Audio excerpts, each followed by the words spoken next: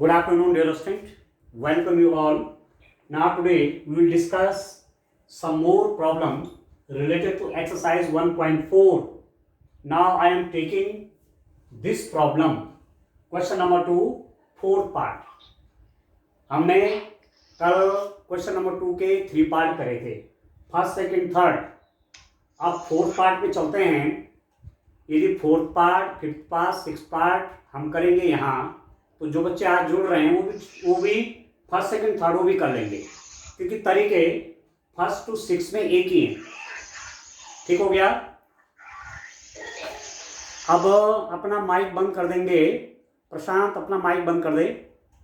हाँ, बस आवाज नहीं आएगी.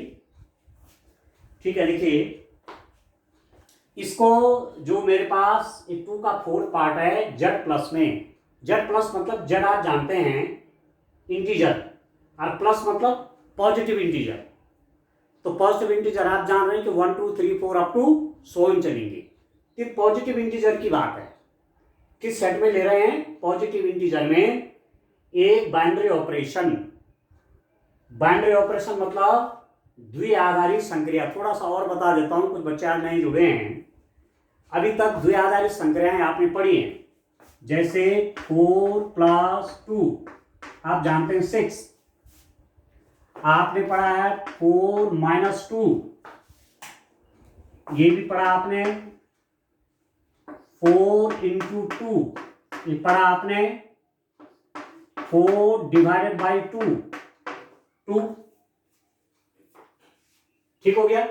4 भाग देगा तो 2 आ गया. ये सब आपने पढ़ा. ये क्या है? प्लस, माइनस, मल्टीप्लाई और डिवाइड. ये सब ऑपरेशंस हैं. ऑपरेशंस, संक्रियाएं. ये हैं संक्रियाएं, ऑपरेशंस हैं. कैसे ऑपरेशंस हैं? बाइनरी. बाइनरी कहते हैं 2 के लिए. बाइनरी मतलब 2.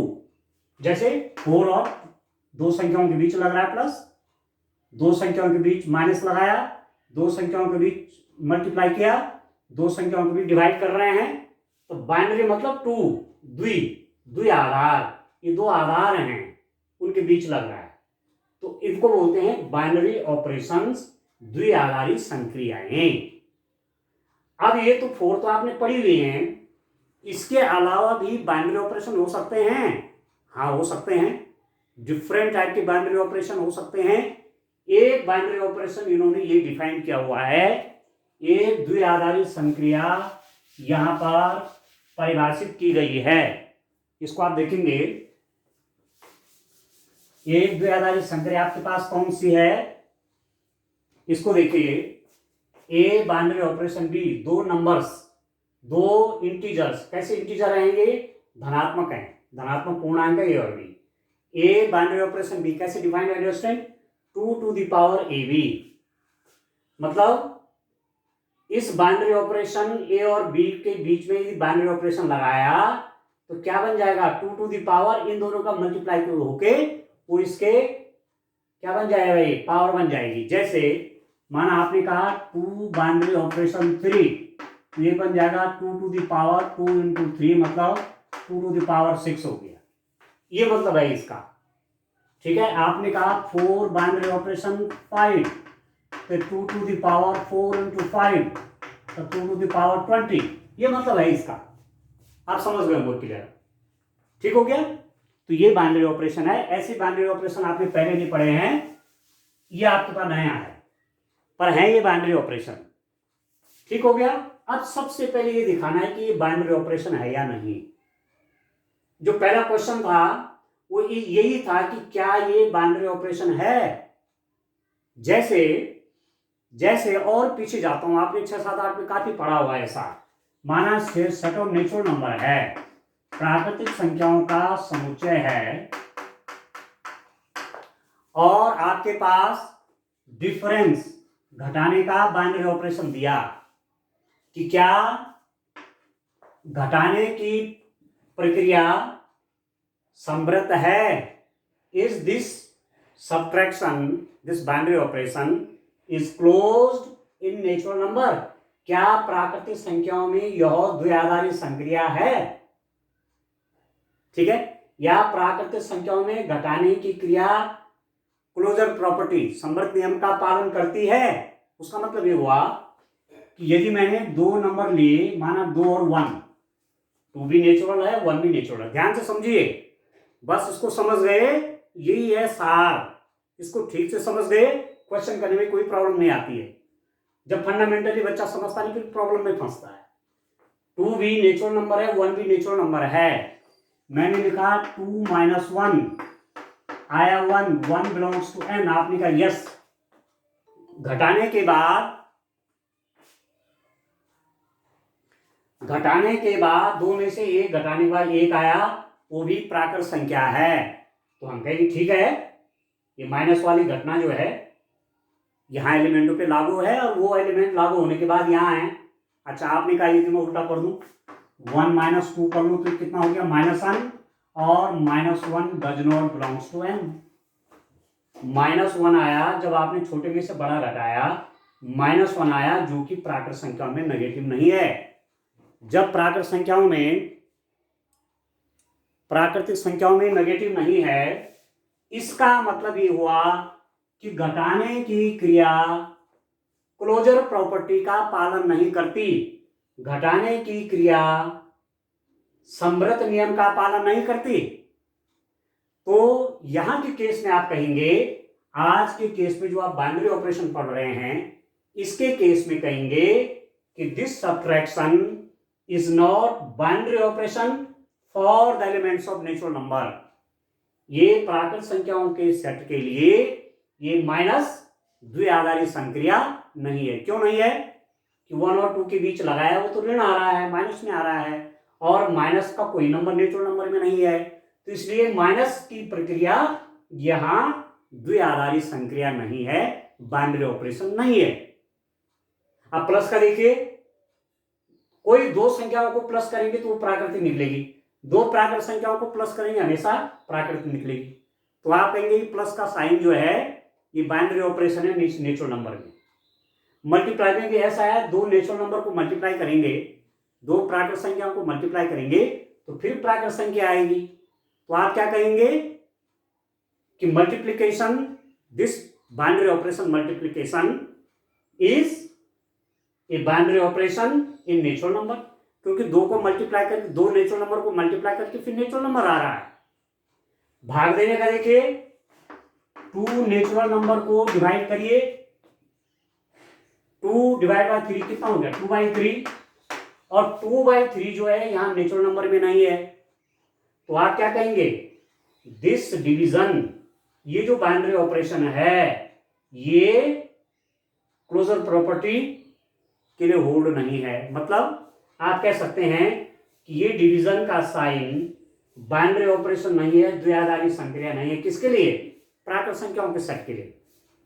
अब आपको क्लियर हो रहा होगा कि इसके कोई भी दो नंबर ले लेंगे और उनके भी डिवीजन का साइन लगाएंगे तो क्या वह यहां आएगा, कुछ एलिमेंटों में आएगा और कुछ में नहीं आएगा। यदि मैं 4 डिवाइड बाई 2 करूँ तो 2 आ जाएगा, वो तो है, पर 2 डिवाइड बाई 4 करूँगा 1/2 वो नहीं है। तो आधा सच आधा असत्य, तो ऐसी स्थिति में पूरा स्टेटमेंट को असत्य माना जाता है। अब आप समझ गए होंगे कि बाइनरी ऑपरेशन का मतलब क्या है। ठीक है, कुछ बच्चे आज नहीं जुड़े हैं पहली बार, इसलिए मैंने एक बार इसको फिर रिवाइज किया है। अब जैसे जैसे आप क्वेश्चन देखेंगे क्लियर होगा आपको। अब आप देखिए मेरे पास बाइनरी ऑपरेशन यहां पर क्या डिफाइंड है, a binary operation b = 2 to the power ab। ठीक है, अब a क्या है, a belongs to z plus, a भी z में है और b भी z में है। आपको कैसे पता चला? मुझे लेने पड़ेंगे, मुझे एलिमेंट तो यहीं से लेने हैं, तो मैंने ए भी 2 एलिमेंट ले लिए इसके। ठीक हो गया। अब आप देख रहे हैं कि a और b z में है तो ए भी z में ही होगा। ठीक है, दो धनात्मक पूर्णांक संख्याएं ली और उनका आप गुणा करेंगे कहीं पर ए बी, तो वो भी कहाँ होगा, वो भी तो धनात्मक संख्या ही आएगी, धनात्मक पूर्णांक आएगा। इसका मतलब ए बी भी आपकी कहाँ है, z में है। ठीक, और यदि आप 2 to the power ab करेंगे, 2 की कोई धनात्मक घात, 2 to the power 1, 2 to the power 2, 2 to the power 3, 2 to the power 4, 2 to the power 20, 2 to the power 35, 2 to the power 100, जो भी करेंगे वो भी कोई प्राकृत संख्या ही आएगी, वो भी कोई पूर्ण धनात्मक पूर्णांक ही आएगा। 2 to the power ab भी कोई न कोई पूर्णांक संख्या ही आएगी। इसका मतलब 2 to the power ab भी z प्लस में है। क्लियर हो गया आपको? तो दिस इंप्लाइज दैट आप लिखेंगे A binary operation b is equal to 2 to the power ab, this belongs to z plus, यह भी z प्लस में है। इसका मतलब क्या हुआ? This implies that this is a binary operation in z plus. ठीक है, यह एक बाइनरी ऑपरेशन है z में। आप लिखेंगे यह मतलब ये स्टार z प्लस में द्विआधारी संक्रिया है। ठीक हो गया? इतना तो क्लियर होगा अंडरस्टैंड कि ये बाइनरी ऑपरेशन है इसमें। अब क्लियर हो गया होगा, नए जो बच्चा जुड़े हैं उनको क्लियर होगा कि द्विआधारी संक्रिया क्या मतलब होगा। मतलब उन दोनों एलिमेंटों के बीच में वो बाइनरी ऑपरेशन लगाने के बाद ये जो एलिमेंट फिर उसी सेट में है तो वो बाइनरी ऑपरेशन है। तो यहां पर हो गया। अब जब ये क्लियर हो गया कि बाइनरी ऑपरेशन है, तब आपने दिखाना है कि क्या बाइनरी ऑपरेशन ये द्विआधारी संक्रिया क्रम विनिमय है कि नहीं है, कॉम्यूटेटिव है कि नहीं है। ठीक हो गया? कॉम्यूटेटिव क्या हुआ? क्रम विनिमय। आप जानते क्रम विनिमय का मतलब हुआ ए बाइनरी ऑपरेशन बी बराबर बी बाइनरी ऑपरेशन ए होना चाहिए। तब आप बोलेंगे कि ये जो है ये क्या है? कॉम्यूटेटिव है। कॉम्यूटेटिव मतलब क्रम बदल गया। क्रम बदल गया तो रिजल्ट में अंतर नहीं पड़ा। ठीक है, अब आप देखिए किसी टाइम पर ए बाइनरी ऑपरेशन बी मैं लूंगा तो कितना आ जाएगा? 2ab। मैंने ए बी दोनों जड़ से ले रखे हैं। ठीक है, मैंने शुरू में लिखा। और यदि आप बी बाइनरी ऑपरेशन ए करेंगे तो 2 to the power b। ठीक है, और आप जानते हैं कि a b is equal to b a. दो धनात्मक पूर्णांकों का गुणन ए बी करो चाहे बी ए करो, 3 into 4 करो चाहे 4 into 3 करो, बराबर ही आएगा। इसका मतलब क्या हुआ कि a binary operation b is equal to b binary operation a. मतलब इसका मतलब ये हुआ कि 2 to the power ab is equal to 2 to the power ba। और ये कितना हुआ? ये आपका ए बाइनरी ऑपरेशन बी है और ये कितना है? बी बाइनरी ऑपरेशन ए। तो हो गया कॉम्यूटेटिव, हो गया ना क्रम विनिमय। तो दिस इंप्लाइज दैट, इसका मतलब हुआ, ठीक है,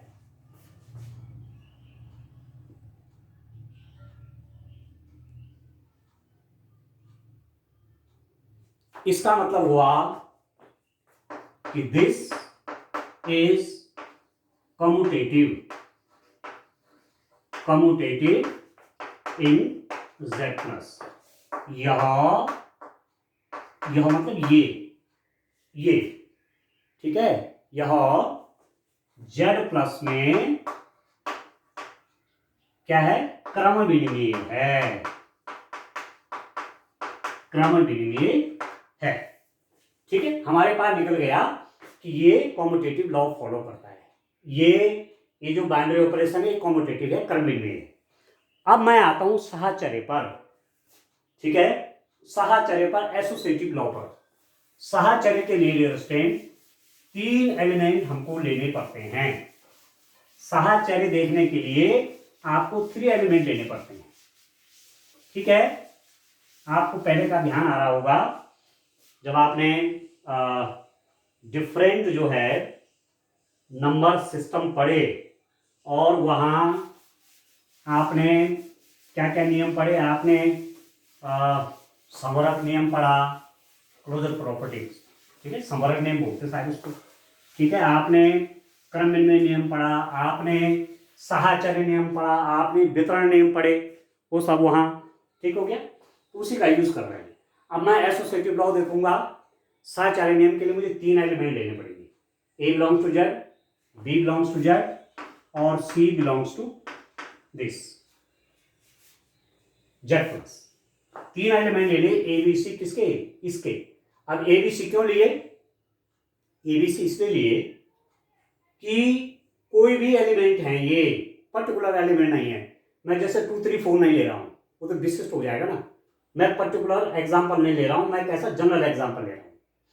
तो अब मैं देखूंगा a binary operation, B binary operation, c associative law कब होल्ड करेगा कि a binary operation B binary operation c बराबर a binary operation B binary operation c के बराबर हो जाए।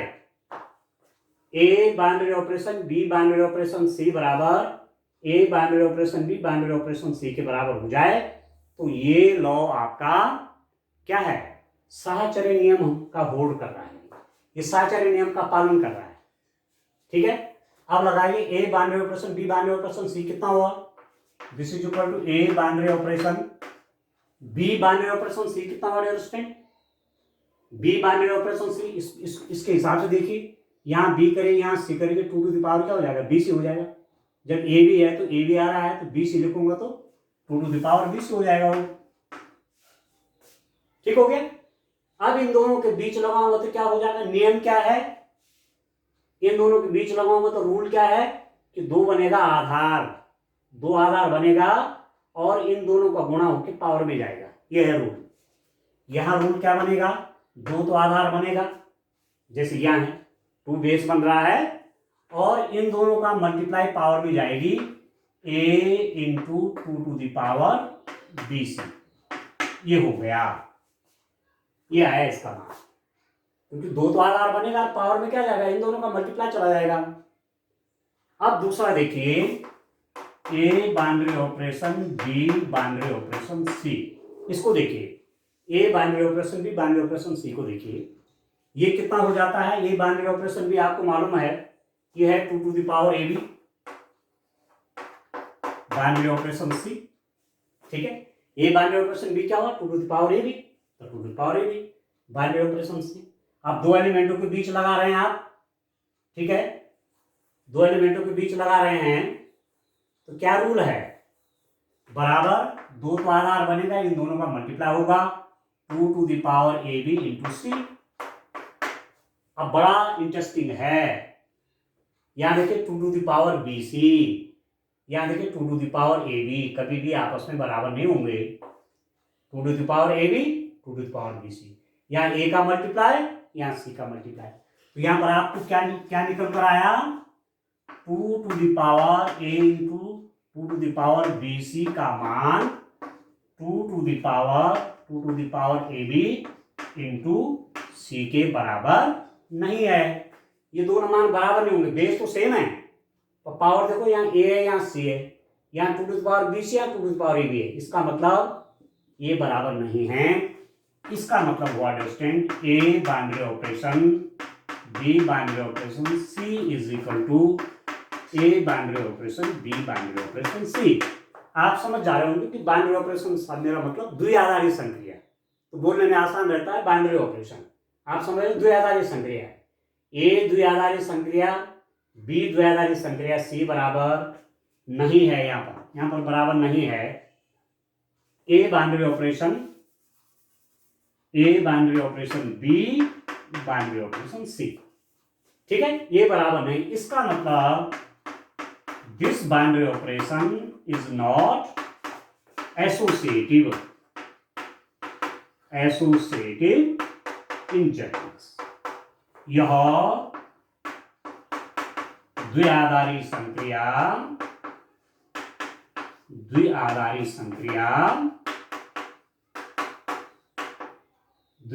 संक्रिया जेड प्लस में साहचर्य नहीं है। बस ये काम हो गया।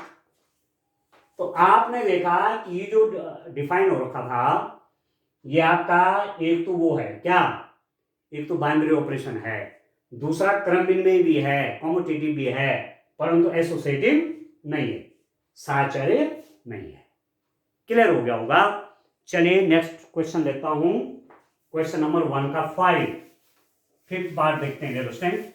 इसको समझ लेंगे आप, जो हमारे नए स्टूडेंट हैं चाहे आपके पुराने स्टूडेंट हैं, तो ये उनके सिलेबस में भी है, तो उनको ये भी तैयार करना है, इससे क्वेश्चन भी पूछा जाता है। संभावनाएं हैं कि जून में एग्जाम हो जाए, संभावनाएं हैं, तो तैयारी अपना बढ़िया रखिए, बढ़िया सा तैयार रहिए। चलिए नेक्स्ट क्वेश्चन है डियर स्टूडेंट आपका 2 का 5th पार्ट लेता हूं। जेड प्लस में फिर वही है, जेड प्लस आप समझ रहे होंगे, पॉजिटिव इंटीजर धनात्मक पूर्णांक ए, बाइनरी ऑपरेशन बी है ए टू द पावर बी। अब देखिए ए टू द पावर बी इससे डिफाइंड है। अब पहले ये देखना है कि ये इस सेट में बाइनरी ऑपरेशन है कि नहीं है, ये इस समुच्चय में द्विआधारी संक्रिया है या नहीं है। ठीक हो गया। अब आप उसके लिए क्या देखेंगे, मैं ले लूंगा किसी टाइम पर taking A belongs to Z plus. मैंने इस जेड प्लस में ये जो इंटीजर है, पॉजिटिव इंटीजर का सेट है, धनात्मक पूर्णांक संख्याओं का सेट है, एक एलिमेंट ए लिया और दूसरा एलिमेंट मैंने क्या लिया, 2 लिया। आप पूछ सकते हैं कि सर ये 2 क्यों लिए, एक से काम नहीं चलेगा। हम कह रहे हैं नहीं चलेगा, क्योंकि आप टॉपिक के पढ़ रहे हो द्विआधारी, 2 नंबर तो लेने पड़ेंगे, तभी तो उसके बीच में ऑपरेशन लगाएंगे। ठीक है, बाइनरी ऑपरेशन लग रहा है 2 के बीच में, इसलिए 2 एलिमेंट ले रहा हूं। ठीक हो गया। अब देखिए ए बाइनरी ऑपरेशन बी कितना हुआ, ए टू द पावर बी। ये तो रूल है, जो पहला वाला है वो आधार बन जाएगा और दूसरा वाला पावर में चला जाएगा, ये है रूल, सीधी सीधी बात है। तो ये बाइनरी ऑपरेशन बी बराबर ए टू द पावर बी। अब आप देखिए 2 टू द पावर 3 हो चाहे 3 टू द पावर 2, उसने इस जेड में होना ही होना है। 4 टू द पावर 5 हो चाहे 5 टू द पावर 4, उसने यहां होना ही होना है। 6 टू द पावर 4 हो चाहे 4 टू द पावर 6 हो, उसने यहां होना ही होना है। किसी भी इंटीजर की पावर इंटीजर होगा तो इंटीजर ही आएगा।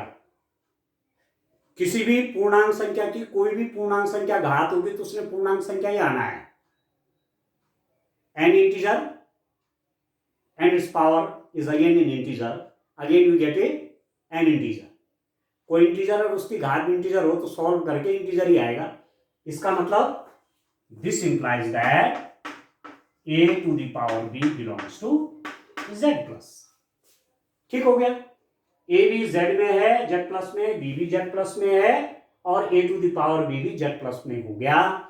इसका मतलब आप कहेंगे ये this is a binary operation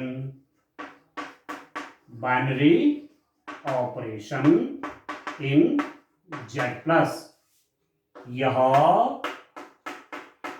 किसमें, जेड प्लस में द्विआधारी संक्रिया। ध्यान से समझिए, बड़ा सरल है, बड़ा सरल है, आराम से आप एग्जाम में कर भी देंगे इसको, और यहां से क्वेश्चन पूछा जाएगा आपको, दिमाग में आप रखिए इस बात को। ठीक हो गया।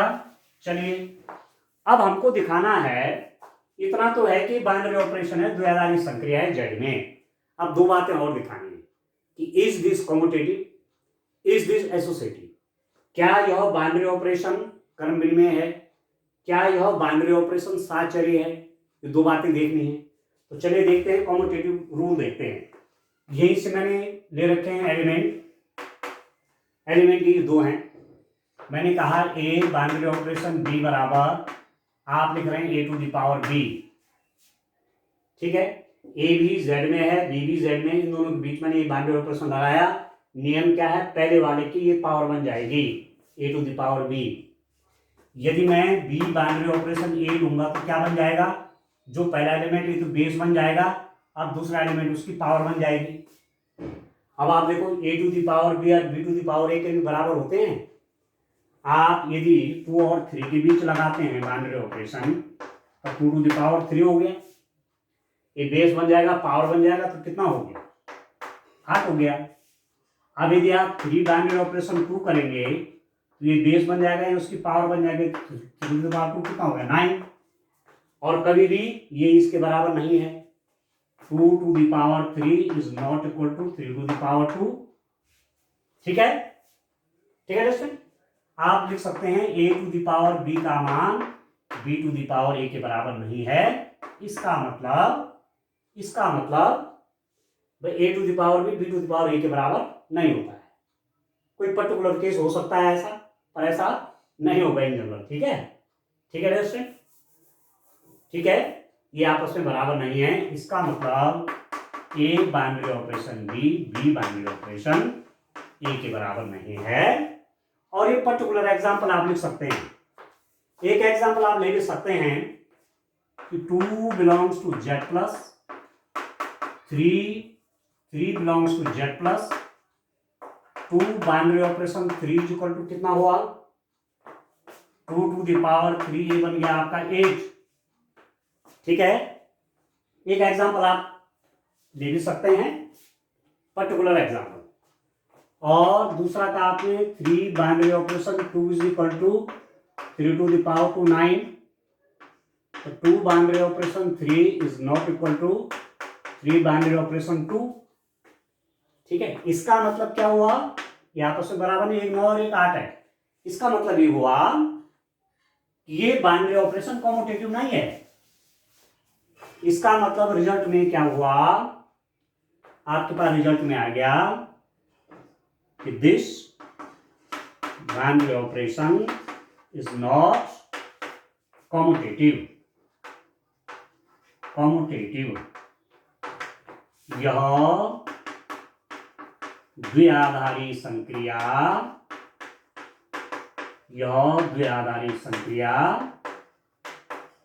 क्रम विनिमेय नहीं है। जेड में लिख दीजिए, द्विआधारी संक्रिया जेड प्लस में क्रम विनिमेय नहीं है। तो आपने देख लिया क्रम विनिमेय नहीं है, यह आपका कॉम्यूटेटिव नहीं है। कौन? संक्रिया, द्विआधारी संक्रिया। अब आप देखिए क्या यह साचर्य है? तो साचर्य के लिए स्टूडेंट 3 चाहिए। ठीक है, एसोसिएटिव के लिए क्या चाहिए आपको? 3 चाहिए। 3 एलिमेंट्स देखने आपने। ठीक है, तो चाहो तो विशिष्ट एग्जांपल ले लो, कोई विशिष्ट एग्जांपल आप ले लें, उससे भी आपका काम चल जाएगा। और चाहो तो पर्टिकुलर एग्जांपल भी ले सकते हैं। ठीक हो गया। किसी टाइम पर मैंने कहा let a belongs to z plus, b belongs to z plus, c belongs to z plus. ठीक है, आप एसोसिएटिव लॉ देखना चाह रहे हैं तो a binary operation b binary operation c को देखिए, 3 के बीच लगा रहे हैं। तो this is equal to a binary operation, पहले ब्रैकेट वाले के अंदर को सॉल्व करते हैं। b बाइनरी ऑपरेशन c को कैसे सॉल्व होगा? a बाइनरी ऑपरेशन b कैसा है? a to the power b, पहला वाला आधार बनेगा, दूसरा उसकी पावर में जाएगा। यहां भी b आधार बन जाएगा, c उसकी पावर बन जाएगी। ठीक हो गया। अब आपके पास 2 एलिमेंट कौन कौन हो गए? ये और ये, इन दोनों के बीच लग रहा है, तो ये तो आधार बन जाएगा a और ये उसकी पावर बन जाएगी, ये है। ठीक हो गया। अब आप देखिए a binary operation b binary operation c लगाइए। a binary operation b means a to the power b। ठीक है, a binary operation b means a to the power b दिया हुआ है। अब इस और इसके बीच लगा रहे हैं तो पहला वाला तो आधार बनता है और उसकी घात बन जाती है कि a to the power b whole to the power c। ठीक है, और आप क्या देख रहे हैं यहां पर आपको क्या मिल रहा है? a to the power b, a to the power b to the power c। अभी इसमें और इसमें अंतर है। ये क्या है? ये आपस में बराबर नहीं होंगे। a टू द पावर ये b to the power c है डेवस्टेट। और ये क्या है? a to the power b to the power c। तो यदि कहीं पर ऐसा है कि x to the power m और बाहर से पावर n है, तो ये बन जाएगा x to the power mn। तो ये क्या बन गया आपका, मतलब a to the power b to the power c, ये तो अलग चीज है, ये कभी भी a to the power bc, इसकी पावर है bc, b इंटू सी, और इसकी पावर है a to the power b to the power c। ठीक है, b इंटू सी और b to the power c आपस में बराबर नहीं होंगे। ठीक हो गया, ठीक हो गया, ठीक है दोस्तों। इसका मतलब क्या हुआ, a binary operation B binary operation c की value a binary operation B binary operation c के बराबर नहीं है, तो ये आपका एसोसिएटिव नहीं है। एक एग्जांपल भी ले लो चाहे, माना आपने कहा a is equal to 1, b is equal to 2, c is equal to 3, 1 2 3 तीनों कहाँ हैं, इस जेड प्लस में है।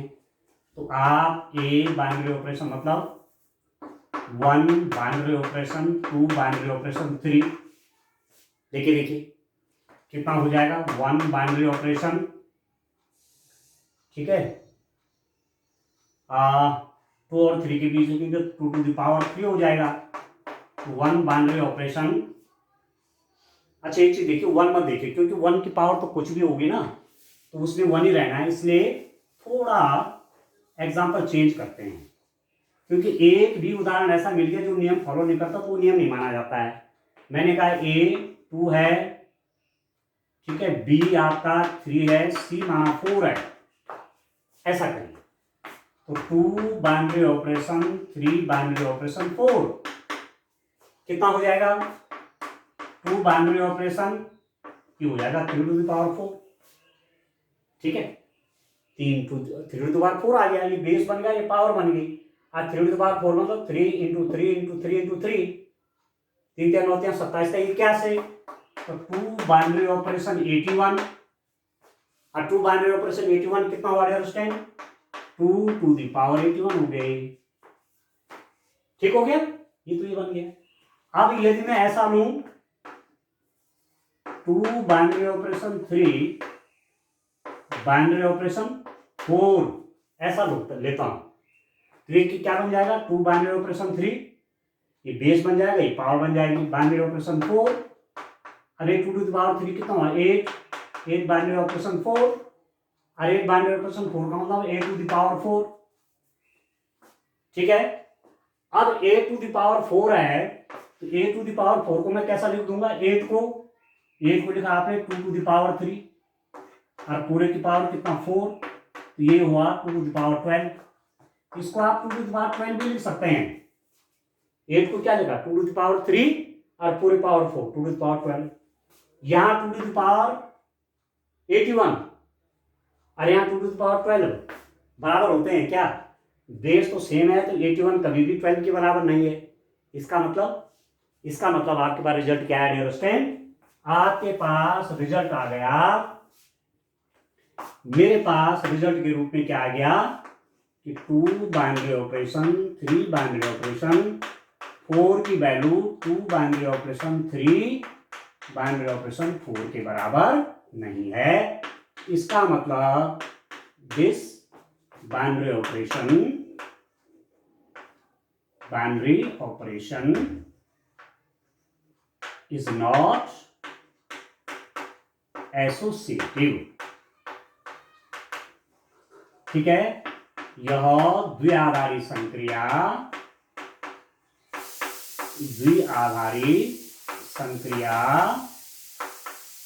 साहचर्य नहीं है।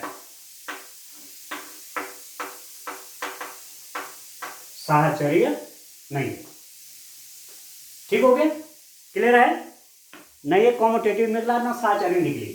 अब चलो इसका लास्ट पार्ट कर लेते हैं, 6 वाला भी। मुझे पूरा विश्वास है कि अब आप ठीक से समझ पा रहे होंगे।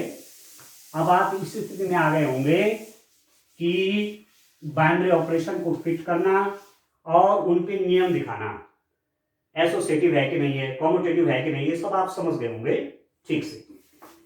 तो चलिए इसका लास्ट पार्ट लेते हैं अंडरस्टैंड। आप देखिए क्वेश्चन नंबर टू का मेरे पास 6 पार्ट है। क्या है? सेट है r माइनस माइनस 1, मतलब ये तो रियल नंबर का सेट है, वास्तविक संख्याओं का सेट है, पर इसमें ये -1 नहीं है, -1 हटा रखा है। मतलब ये जो सेट है इसमें सारी वास्तविक संख्याएं हैं परंतु -1 नहीं है। इसमें क्या है? In this set A binary operation b is equal to a over b plus 1। ठीक हो गया? ये एक्सरसाइज 1.4 है, तो आपको मालूम है। ठीक है, इसको आपने दिखाना है कि ये आपका आपको दिया हुआ है कि इसमें -1 नहीं है। कहने का मतलब किसी टाइम पर b की वैल्यू -1 ही लेंगे, क्योंकि -1 और +1 0 बन जाएगा तो इन्फाइनाइट हो जाएगा, इसलिए उन्होंने ये -1 हटा ही दिया यहाँ से। बाकी सारे एलिमेंट में -1 को छोड़ के इसके। तो किसी टाइम पर आप देखिए a बिलोंग्स टू, मैंने लिया a भी इसमें है माना, और b भी मैंने इसी का एलिमेंट ले लिया। ठीक है, a भी यहां है और b भी यहां है, दो एलिमेंट ले लिए इसके। यदि मैं a बाइनरी ऑपरेशन b लगाऊंगा तो मैं कैसे लगाऊंगा? a over b plus 1। तो ये भी कहां होगा? क्योंकि आप जानते हैं इस टाइप की जितनी संख्याएं हैं, इस टाइप की मतलब अंश बटे हर की, रेशनल हो चाहे रेशनल नंबर, इरेशनल भी होंगी तब भी वो यहां आएंगी। आप जानते हैं परिमेय अपरिमेय सब इस आर में होती हैं। तो ये जो होगा चाहे परिमेय है चाहे अपरिमेय है, सब यहां होना ही होना है। इसका मतलब बाइनरी ऑपरेशन लगाने के बाद जो ये आया ये भी इसी सेट में होगा, क्योंकि परिमेय होगा चाहे अपरिमेय होगा, होना इसमें इसी आर में है। क्लियर हो गया? इसका मतलब ये क्या है? इस बाइनरी ऑपरेशन, बाइनरी ऑपरेशन द्विआधारी संक्रिया। द्विआधारी संक्रिया तो है ये कि दो एलिमेंट के बीच में लगाया, किसी सेट में दो एलिमेंट लिए, उनके बीच में बाइनरी ऑपरेशन लगाया तो वो भी सेट का ही एलिमेंट निकल रहा है, यहीं से निकल रहा है एलिमेंट। ये द्विआधारी संक्रिया तो है, परंतु क्या यह द्विआधारी संक्रिया क्रम विनिमय है?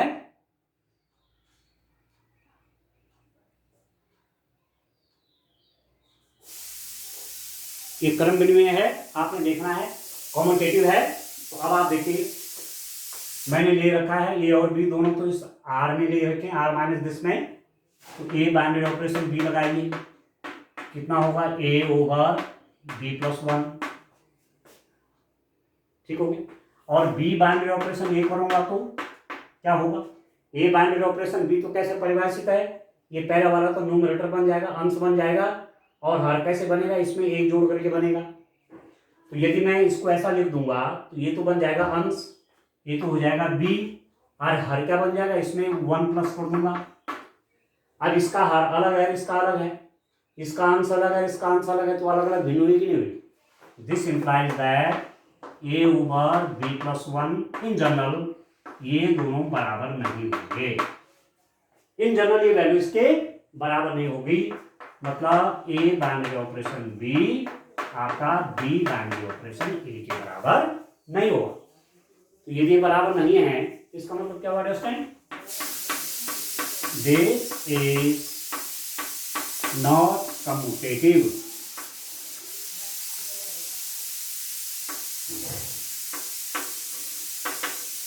इन z इसमें r माइनस माइनस 1। ठीक है, यह इसमें क्रम विनिमय नहीं है, क्रम विनिमय नहीं है। मतलब ए बाइनरी ऑपरेशन बी आपका बी बाइनरी ऑपरेशन ए के बराबर नहीं आया, तो अपने आप हो गया क्रम विनिमय नहीं है। क्लियर हो गया? अब एक क्रम विनिमय नहीं है तो क्या साहचर्य है? तो आप देख लीजिए अब। ठीक है, साहचर्य के लिए हम 3 एलिमेंट लेते हैं, 3 एलिमेंट्स लेते हैं किसी टाइम पर। ठीक है, अंडरस्टैंड। आप 3 एलिमेंट्स लेते हैं किसी टाइम पर, तो देखिए क्या क्या होगा। देखिए एक एलिमेंट और ले लेता हूं, ठीक हो गया। एक एलिमेंट कौन सा ले लेता हूं, आप देखिए, एक और मैं सी ले लेता हूं, माना सी बिलोंग्स टू आर माइनस ए, ठीक है। ए बी सी 3 एलिमेंट ले लिए मैंने इसके। तो अब आप देखिए ए binary operation, B binary operation, c की वैल्यू कितनी होती है, पहले इसके बीच लगाइए। A binary operation, B binary operation से रूल क्या है, ए और बी के बीच में बाइनरी ऑपरेशन लगाया तो ये पहला वाला तो अंश बन जाता है न्यूमरेटर, और हर क्या बन जाता है, इसमें वन ऐड हो जाता है, बी प्लस वन है नहीं, ठीक है। तो वैसे इस पे लगाइए बी और सी ने, ये तो न्यूमरेटर बन जाएगा अंश, और डिनोमिनेटर क्या बनेगा, इसमें वन ऐड हो जाएगा, ये तो है नियम उसके हिसाब से। अब इसके बीच में लगाइए तो ये तो बन जाएगा अंश, और हर क्या बनेगा, इसमें वन ऐड हो जाएगा प्लस वन, ठीक है। नियम क्या कह रहा है, इसके बीच लगाएंगे तो ये तो अंश बन गया, इसका न्यूमरेटर बन गया, डिनोमिनेटर क्या बनेगा, दूसरे एलिमेंट में वन ऐड करके बनेगा, तो वही तो रूल है। तो this is equal to a over इसकी multiply b plus C plus a divided by c plus a C plus one, ये भी वन, सी प्लस वन के multiply b plus C plus one divide by c plus one, ये c plus one ऊपर चला जाएगा multiply में, तो A C plus one बटे बी प्लस सी प्लस वन, ठीक है। ये आपको दिख रहा होगा बी प्लस सी प्लस वन, ठीक है। चलो यही पर लिख देता हूं जिससे आपको दिख जाए, ए सी प्लस वन, ये नीचे वाला ऊपर चला जाएगा, बी प्लस सी प्लस वन, इसकी वैल्यू आएगी a binary operation, B binary operation, c की वैल्यू ये आएगी। अब मैं क्या करूंगा, दूसरे को क्या कैलकुलेट करूंगा, A binary operation B binary operation सी को कैलकुलेट करो। ए बाइनरी ऑपरेशन बी क्या लिखेंगे, A over B plus one, binary operation C लगा लीजिए। ए और बी के बीच में कैसे लगाओगे, ए बटे ये तो बन जाएगा अंश, अरे बन जाएगा हर के साथ वन प्लस करके, ये न्यूमरेटर बनेगा और ये डिनोमिनेटर बन जाएगा प्लस वन करके। अब इन दोनों के बीच लगाइए तो ये तो न्यूमरेटर बन जाएगा ए ओवर बी प्लस वन, और डिनोमिनेटर क्या बनेगा, इसमें वन ऐड कर देंगे, ये तो नियम है, ठीक है ना। ये बन जाएगा अंश, और हर क्या बनेगा, इसमें दूसरा वाला जो उसमें वन ऐड कर लेंगे, ये दूसरा वाला जो है वो हर बनेगा, डिनोमिनेटर बनेगा प्लस वन ऐड करके। अब आप इसको सॉल्व करिए, कैसा हो जाएगा, इसकी मल्टीप्लाई इसके साथ हो जानी, A over B plus one into C plus one. अब आप देखिए तो इसको देखिए, इसको और इसको देखिए, कंपेरिजन करिए दोनों में। इसका न्यूमरेटर क्या है, A into C plus one, और इसका न्यूमरेटर क्या है, ए, और इसका डिनोमिनेटर बी प्लस सी प्लस वन, और इसका डिनोमिनेटर क्या रहा, मल्टीप्लाई करके ए ओवर मल्टीप्लाई करिए बी सी प्लस सी प्लस बी प्लस वन, कभी बराबर है क्या, न तो न्यूमरेटर बराबर हैं और न ही डिनोमिनेटर बराबर है, तो भिन्न आपस में बराबर नहीं होगी। इसका मतलब ये हुआ, this implies that A C plus one divided by B plus C plus one is not equal to a over bc plus c plus b plus 1। इसका मतलब हुआ कि a binary operation b binary operation c is equal to a binary operation b binary operation c। इसका मतलब this is not associative, साहचर्य नियम का पालन नहीं हो रहा है, साहचर्य नियम का पालन नहीं हो रहा है। इसके लिए सबसे बढ़िया क्या है, अब थोड़ा 2 मिनट और ले रहा हूं, सबसे बढ़िया ऐसा करिए कि आप कोई नंबर मान लीजिए 3 कोई नंबर ले लीजिए आप, ये तो जनरल एग्जांपल था ना। एक आप विशिष्ट एग्जांपल ले सकते हैं, किसी टाइम पर मैंने लिया a is equal to 2, b is equal to 3, C is equal to 4, माने ये ले लिए मैंने। अब इनके बीच लगाए 2 बाइनरी ऑपरेशन, 3 बाइनरी ऑपरेशन, 4 इसके बीच लगाइए तो 2 बाइनरी ऑपरेशन, ये तो बन जाएगा अंश और हर क्या बनेगा, तो 4 + 1, तो 2 बाइनरी ऑपरेशन 3 ओवर कितना हो जाएगा 5। ठीक है, अब इन दोनों के बीच बनाइए, ये तो बन जाएगा अंश और इसमें ये डिनोमिनेटर बन जाएगा +1 ऐड करके। ठीक है, इसकी मल्टीप्लाई यहां हो जाएगी तो 2/3 + 5/5, तो कितना बन जाएगा, ये ऊपर चला जाएगा मल्टीप्लाई में, तो बराबर हो गया 10/8 और आप 2 से काटेंगे तो 5/4 हो गया। ठीक हो गया। अब मैं किसके बीच लगाऊं, इसके बीच लगाएंगे, कितना हो जाएगा, ये बन जाएगा अंश, हर क्या बन जाएगा 3 + 1, बाइनरी ऑपरेशन यही तो है, ये पहला वाला अंश बन जाएगा और हर क्या बनेगा, इसमें +1 ऐड करके, तो 2/4 बाइनरी ऑपरेशन C। अब इसके बीच लगाइए, ये तो बन जाएगा अंश, C यहां पर आपका क्या है 2 3 4 है ना, 4 रख दीजिए इसको, 2 3 4 ले रखे, ये 4 रहेगा, ये तो अंश बन गया और हर क्या बनेगा 4 + 1, तो कितना हुआ 2/4 / 5 और इसकी मल्टीप्लाई इसके साथ होगी तो 2/20 तो 1/10। इसको देखें तो ये कितना आया था, ये आया था 5/4 और ये आया था 1/10। ठीक है, तो रिजल्ट क्या है स्टूडेंट आपके पास। एक पर्टिकुलर एग्जांपल भी आप जहां बहुत स्पष्ट नहीं होगा, आप देख रहे हैं कि आपके पास ये तो 5/4 आया था, ये कितना आया था, ये हमारा आया था 2/20, यस, ये 1/10 आया था। तो आप यहां पर क्या रिजल्ट आ रहा है आपके पास, 5/4 की वैल्यू 1/10 के बराबर नहीं होती है, तो 2 बाइनरी ऑपरेशन 3 बाइनरी ऑपरेशन 4 की value 2 binary operation 3 binary operation 4 के बराबर नहीं होती। इसका मतलब दिस इज नॉट एसोसिएटिव। ठीक है, यह साहचर्य नहीं, बस न तो कॉम्पिटेटिव था न साहचर्य था। ठीक हो गया। तो ये जो क्वेश्चन आपने 3 पार्ट इसकी की, मुझे पूरा विश्वास है कि अब आप कोई भी क्वेश्चन आपके पास एग्जाम में आता आप कर लेंगे। ठीक है, तो आज के लिए इतना काफी है। Thank you.